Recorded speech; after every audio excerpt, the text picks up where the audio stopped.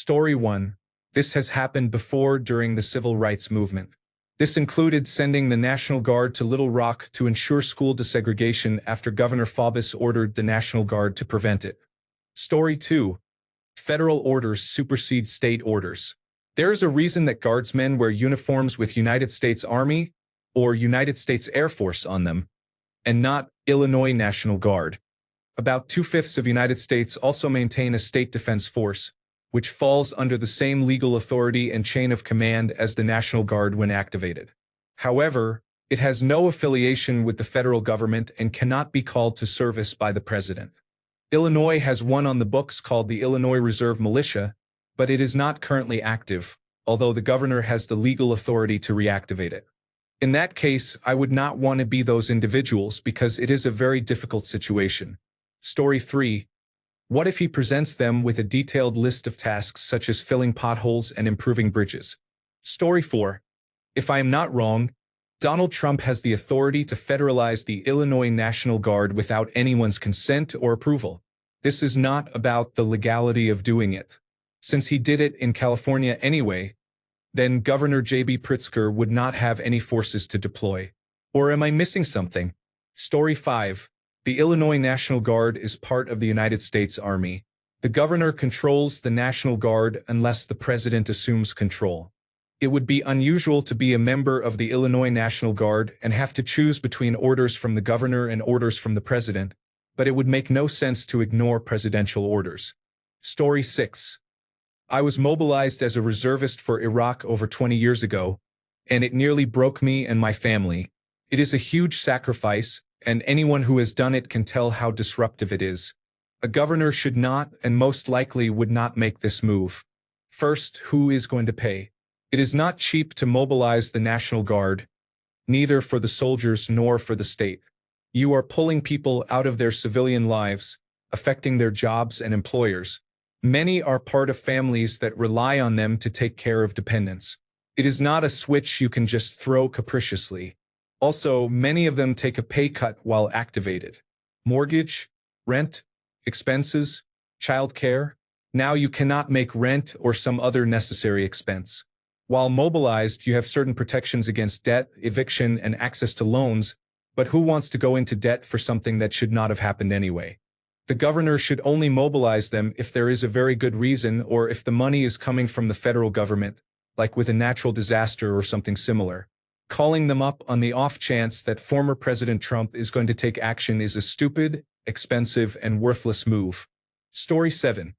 A better solution is to direct state law enforcement to monitor all federal forces and arrest for every minor infraction. The Supreme Court of the United States has said it is legal to arrest and jail for every offense, including speeding, so do it to them. 51 miles per hour in a 50 miles per hour zone, arrested. No seatbelt, arrested. Rolling stop, arrested. Make it as painful as possible for them and keep enforcing. The only difficult part of the plan is making sure local law enforcement obeys. Story 8. Depending on how serious or intense you want to get, civil war involves openly defying the federal government to resist the orders of a governor. Welcome to States' Rights version 2.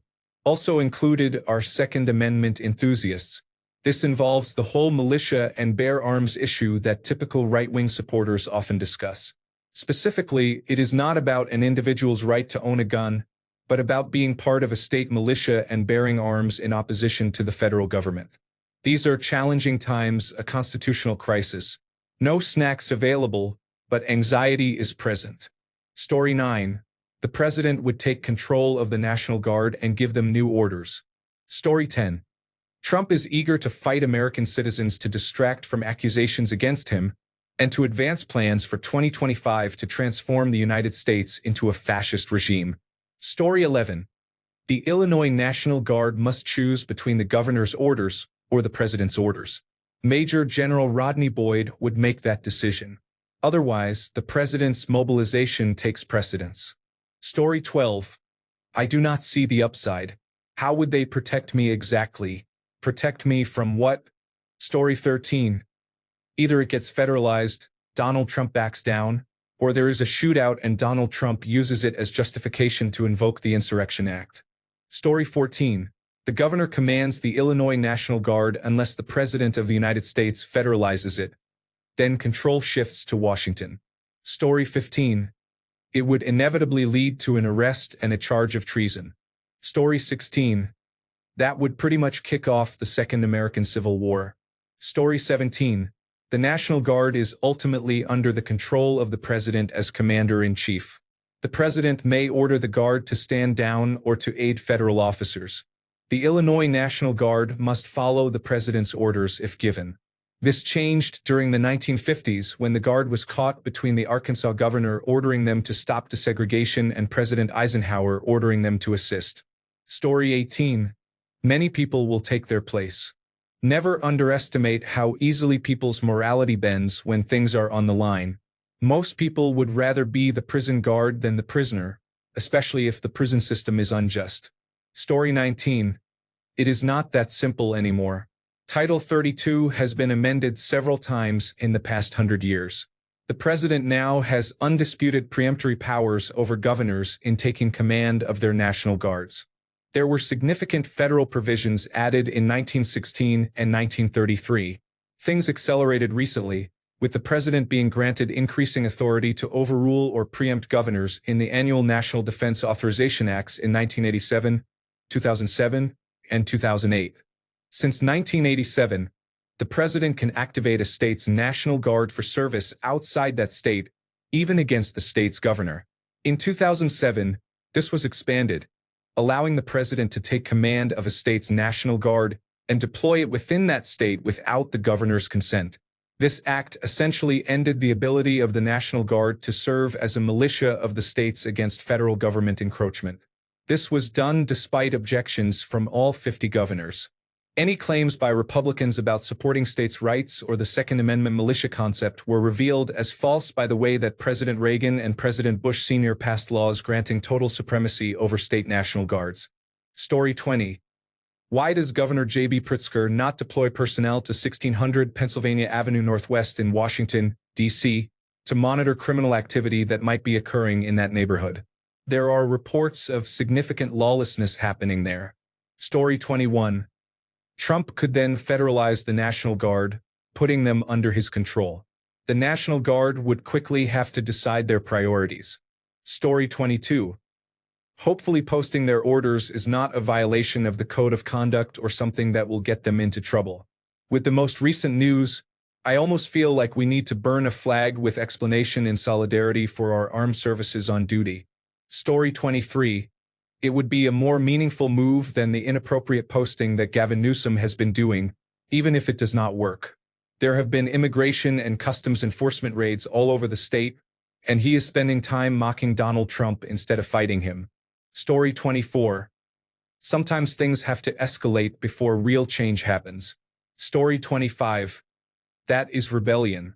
Under the Constitution, federal law is supreme to state law, and the military would be correct in putting it down. I doubt it would actually go that way, but that is the path we would be progressing towards. Story 26. He needs to do a press conference today and call out all of Donald Trump's false statements. Story 27. Why would the governor of Illinois not deploy troops to protect citizens from crime instead? Story 28. He should do that. The time for moderate responses is long gone. Story 29. Government overreach again. Crime is down. Inflation continues. Release the files. Story 30. You see, Eddard Stark tried this right after King Robert Baratheon died with the City Watch, and it did not end well. Story 31. The concept of states' rights versus federal power is a complex issue, especially in a situation like this. Story 32. State guard versus federal government equals legal mayhem. That would essentially be a constitutional showdown. It would test states' rights versus federal supremacy in real time, and courts would become involved quickly. Story 33.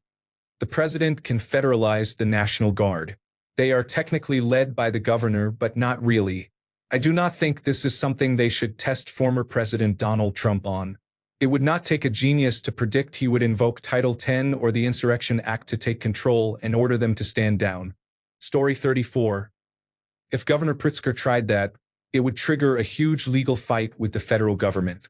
States generally cannot block federal agents, but governors can use the National Guard to protect residents and enforce state law.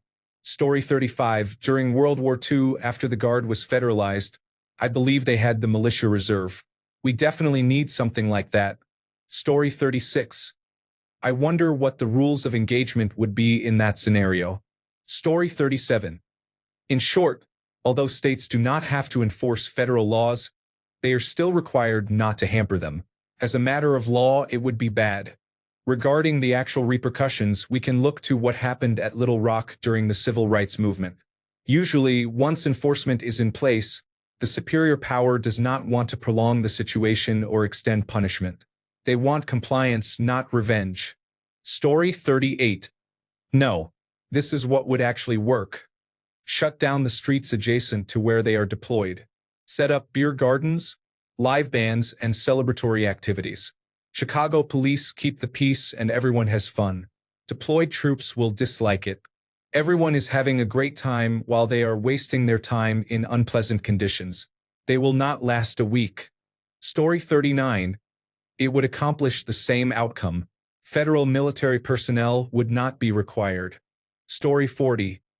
Then he will be doing his job and will likely be overwhelmed with assistance. Story 41. That would trigger a direct state-federal conflict. Governors control their National Guard unless federalized under Title X authority. If Pritzker deployed the Guard against federal agents, the president could invoke the Insurrection Act or simply federalize the Illinois Guard, stripping the governor of control. In practice, the federal government holds supremacy under the Constitution, so the Guard would either stand down or be nationalized. Any armed confrontation would be unlawful and resolved swiftly in federal court. Story 42. So what happens if Governor J.B. Pritzker activates the National Guard to decrease crime in Chicago and has them conduct general patrols discreetly? Would this undermine former President Donald Trump's position? Story 43. The truest mission of the National Guard is protecting a given state's citizens' constitutionally granted civil rights and civil liberties. This was the intention of the Second Amendment. Knowing this, if Governor Pritzker did this, he would be the individual utilizing the Guard honestly and constitutionally. Story 44. When troops from former Confederate states begin occupying democratic cities, at what point are we in a civil war?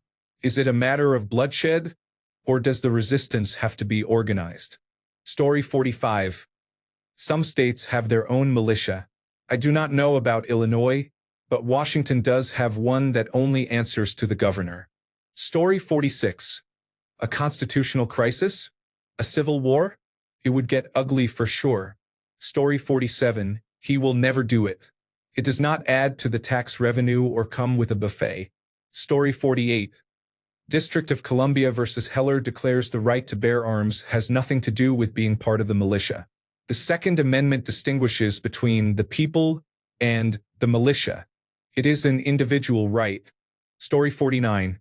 If I recall correctly, President Lyndon B.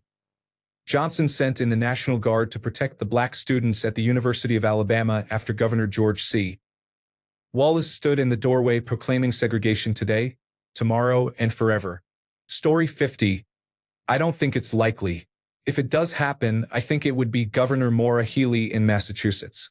It is worth pointing out that the only reason members of the Republican Party think Chicago is really bad is because Barack Obama is from there and he is black. Story 51. He actually cannot. That order would violate several areas of United States law. He could order the Guard to remain deployed to base, setting up a legal battle over authority that the actual law would cede to the governor, but the Supreme Court of the United States would unconstitutionally award to Trump. Story 52. He should, and I know multiple people have emailed him suggesting he does. I don't think he wants to be a specific name in the history books for starting something, though. Story 53. I still want to know why, of all places, Wyoming needs the National Guard to help with crime and illegal immigration. Such blatant false pretense. I keep thinking if President Biden or former President Obama did this, they would be facing calls for impeachment. Story 54. He needs to stand up to Stephen Miller and Russell Vought now. When they assassinate Donald Trump within 8 months and make it look like a heart attack, their puppet Vance will do anything they want. Story 55. What if Governor George Wallace of Alabama deployed the State Guard to stop federal agencies from enforcing segregation in the late 1960s? How did that work out? Story 56. They would assign those National Guard members to federal orders. Story 57. The State Guard would be federalized almost immediately. Story 58. He is going to pay people to stand around and watch others standing around. However, if they try to stop the federal agencies from performing law enforcement, it will result in jail time for obstruction. Story 59. Preemptively deploying the Illinois National Guard against federal agents would be a serious constitutional crisis. It could set a dangerous precedent and escalate tensions between state and federal authorities. Story 60. This would likely lead to armed conflict or uprising that the current autocratic regime is hoping for. At that point, they would declare martial law, suspend elections, and that would be the end of our federal republic as we know it. Some supporters of Make America Great Again claim Democrats hate our country, which is ironic. Story 61. Can he order the National Guard to Washington, D.C. to protect its citizens from the other National Guard? Story 62. All the president would have to do is federalize them and either deploy them to another state or send them home. Story 63. It will solve the crime problem so federal troops would not be needed. No sane criminal commits a crime in front of the police, guards, or troops. Story 64. Depends on whether the National Guard will follow the federal government or the governor of Illinois. Story 65. Then Israel's influence over the United States will be complete. J.B. Pritzker is one of the biggest donors to the American Israel Public Affairs Committee, which is one of the biggest donors to the Republican Party he pretends to oppose. Story 66. Sic semper tyrannis. It is time for a change. 80 years ago, we liberated concentration camps and executed Nazis by firing squad. Today, we build concentration camps and give Nazis the keys to the Oval Office. Story 67. Why would the governor do that? The outskirts of Chicago are in poor condition. Story 68. Reading these comments, I have to ask, where was this strong constitutional energy during COVID-19 and its unconstitutional, uncalled for military lockdowns and curfews, particularly in New York and California? Story 69. I love how 90% of the commenters here seem to think Donald Trump is about to order genocide against all minorities, when in reality the troops will stand on a street corner listening to sports radio for a month. Story 70. These Democratic governors and mayors are ignoring the reality of crime. They keep repeating that crime rates have been decreasing, making it seem like everything is fine. What they need to do is acknowledge that even though crime rates have been declining, they should welcome any assistance in reducing crime further. They should also request additional federal funds to hire more police officers to create a larger, permanent police presence. Story 71. Just send one state trooper to tell them they are trespassing. If they continue, they will be arrested. Arrest them if they persist and let the state court decide. After that, the consequences will follow accordingly. Story 72. Interference with federal law enforcement is a crime. Deploying military assets to that end probably counts as insurrection, which is explicitly caused to federalize the National Guard. Story 73. It seems that since Donald Trump wants to deploy the National Guard in multiple cities, those cities are actually perfectly safe. There is no need for it in Chicago. Story 74. It seems like the Democrats should have done this themselves if they are concerned for their constituents' safety. Story 75. If the crime statistics were to decrease due to the governor's decision to deploy before the federal government, would it have the same effect? It would result in the same outcome. Story 76. What is he going to protect them from? From the National Guard trying to stop robberies? From the National Guard stopping shootings? What would he protect them from? Thanks a bunch for sticking around till the end of the video. Remember to subscribe, and until next time, stay awesome and goodbye.